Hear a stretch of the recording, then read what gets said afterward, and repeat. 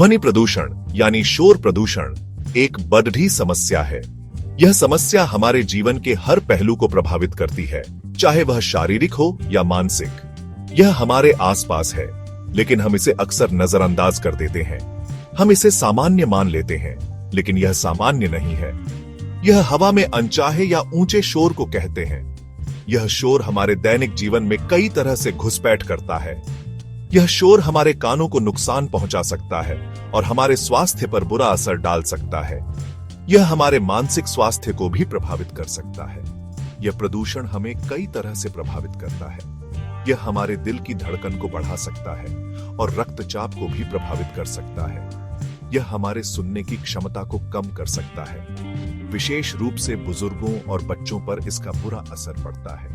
यह हमें चिड़चिड़ा और गुस्सैल बना सकता है। यह हमारे मानसिक संतुलन को भी बिगाड़ सकता है, नींद में खलल डाल सकता है और हमें थका हुआ महसूस करा सकता है।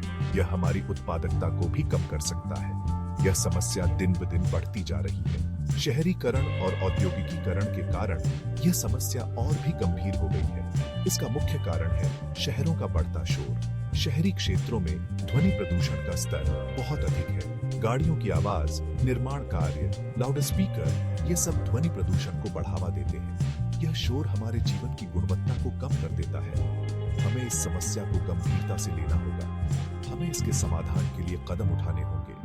हमें यह समझना होगा कि ध्वनि प्रदूषण केवल एक छोटी सी परेशानी नहीं है, बल्कि यह हमारे स्वास्थ्य के लिए एक गंभीर खतरा है। इसके प्रभावों को कम करने के लिए हमें सामूहिक प्रयास करने होंगे। ध्वनि प्रदूषण के कई स्रोत हैं। कुछ प्रमुख स्रोत हैं। वाहन शहरों में सबसे बड़ा शोर वाहनों से होता है। कार, बस, ट्रक, मोटरसाइकिल सभी ध्वनि प्रदूषण फैलाते हैं। उद्योग और निर्माण फैक्ट्रियां और निर्माण स्थल भी बहुत शोर करते हैं। मशीनों की आवाज, हथौड़ों की आवाज, यह सब ध्वनि प्रदूषण है। लाउडस्पीकर, त्योहारों, जुलूसों और धार्मिक आयोजनों में लाउडस्पीकर का बहुत इस्तेमाल होता है, जिससे बहुत शोर होता है। घरेलू उपकरण, घर में इस्तेमाल होने वाले कई उपकरण भी शोर करते हैं, जैसे कि mixer, vacuum cleaner, washing machine आदि। ये सिर्फ कुछ उदाहरण हैं। हमारे आसपास कई और चीजें हैं जो ध्वनि प्रदूषण फैलाती हैं। ध्वनि प्रदूषण का हमारे स्वास्थ्य और पर्यावरण पर बहुत बुरा असर पड़ जाता है। स्वास्थ्य पर प्रभाव।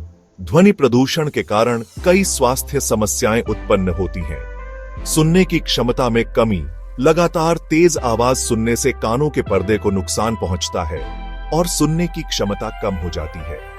यह समस्या विशेष रूप से उन लोगों में देखी जाती है जो शहरी क्षेत्रों में रहते हैं। मानसिक स्वास्थ्य। शोर से तनाव, चिड़चिड़ापन, गुस्सा और एकाग्रता में कमी आती है। लंबे समय तक शोर में रहने से मानसिक स्वास्थ्य पर गंभीर प्रभाव पड़ सकता है। नींद में खलल। शोर के कारण नींद पूरी नहीं हो पाती, जिससे थकान, सिर दर्द और चिड़चिड़ापन होता है। नींद की कमी से शारीरिक और मानसिक स्वास्थ्य दोनों पर बुरा असर पड़ जाता है। पर्यावरण पर प्रभाव। जानवरों पर प्रभाव। शोर से जानवरों को परेशानी होती है। शोर के कारण वे अपने प्राकृतिक आवास में सुरक्षित महसूस नहीं करते। यह उनके प्रजनन चक्र को प्रभावित करता है और उन्हें अपने प्राकृतिक आवास से दूर जाने पर मजबूर करता है। शोर के कारण जानवरों की संख्या में भी कमी आ सकती है। ध्वनि प्रदूषण एक गंभीर समस्या है, जिसके दूरगामी परिणाम हो सकते हैं। इसे नियंत्रित करने के लिए हमें सामूहिक प्रयास करने की आवश्यकता है। Protecting our ears, protecting ourselves, combating noise pollution. Noise pollution is an often overlooked but significant issue that affects our daily lives. It can lead to stress, hearing loss, and other health problems. By taking proactive steps, we can create a quieter, healthier environment for everyone. ध्वनि प्रदूषण को कम करने के लिए हम सभी को मिलकर प्रयास करने होंगे। व्यक्तिगत स्तर पर हमें अपने समुदायों में जागरूकता फैलानी चाहिए और एक साथ मिलकर समाधान निकालने चाहिए।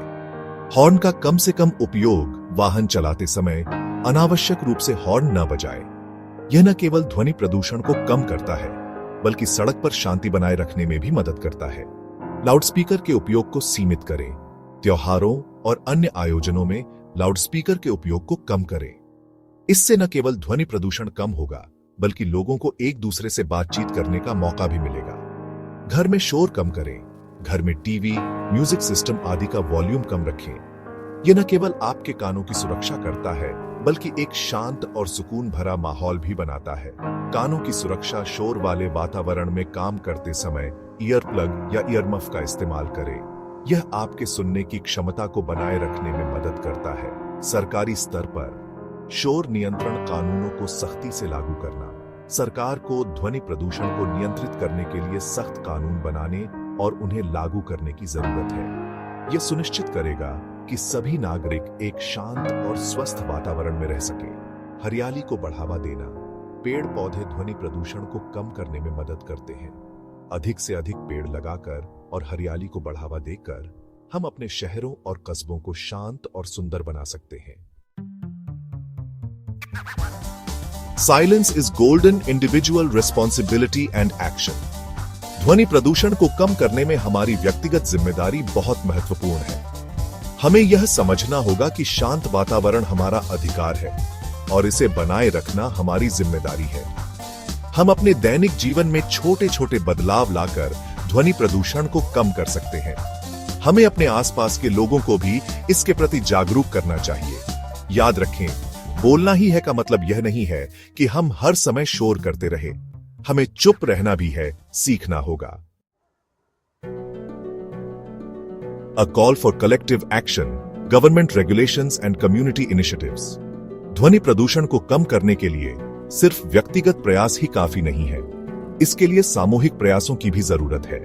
सरकार को चाहिए कि वह ध्वनि प्रदूषण को नियंत्रित करने के लिए कड़े कानून बनाए और उनका सख्ती से पालन कराए। साथ ही लोगों को ध्वनि प्रदूषण के प्रति जागरूक करने के लिए अभियान चलाए जाने चाहिए। समुदायों को भी आगे आकर इस समस्या से निपटने के लिए पहल करनी चाहिए। Towards a quieter future embracing a culture of sound respect.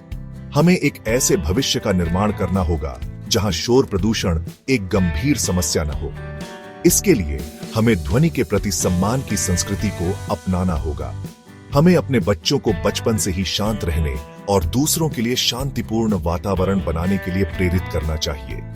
याद रखें, शांति केवल कानों के लिए ही नहीं, बल्कि हमारे मन और आत्मा के लिए भी अत्यंत जरूरी है।